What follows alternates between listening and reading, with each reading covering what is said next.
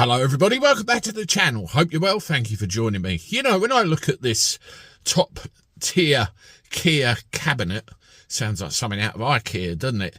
It looks like a lineup of Britain's Most Wanted or something like that. I've never seen so much incompetence in a political cabinet in all my life, and it really worries me the amount of stuff that's coming out over, well, a very short amount of time. Let's face it, they haven't been in power that long, although since the beginning of July it feels like forever, doesn't it?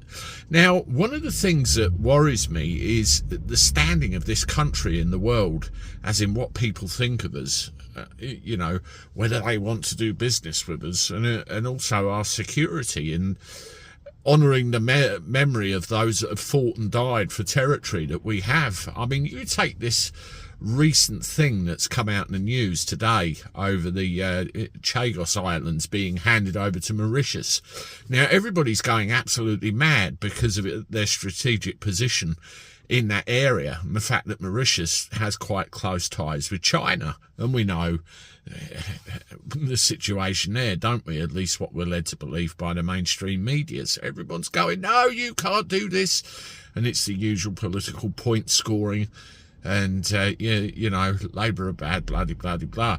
But the whole thing involved, when I looked at it involved a deal which included a 99-year lease on a military base down there that's jointly operated by the UK and the US.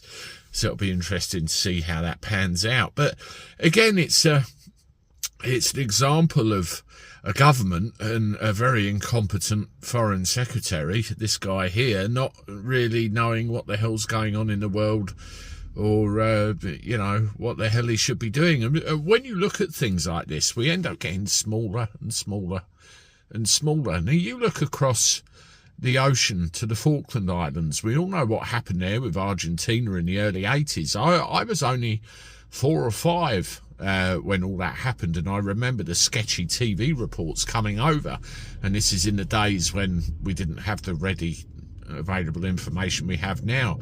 And we've had a military presence there pretty much ever since, in the form of a RAF base, and I have friends that have been stationed out there, and you have to think, is that next?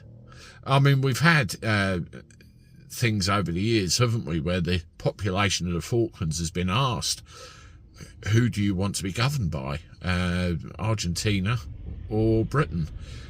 We know the answers, but it does worry you if that conversation comes up again. And does that really give a kick in the nuts to the memory of everybody that fought and died over there to protect that territory? It really is sickening. The other thing as well is Gibraltar. That comes up in the news again and again, and Spain say we're going to take Gibraltar back, it's all ours. Well, I'm sorry, but it's not right now. It's British overseas territory, so are they going to give up on that as well? What is going on? What about our influence in the world? What is this government intent on completely destroying this country of ours? I don't get it.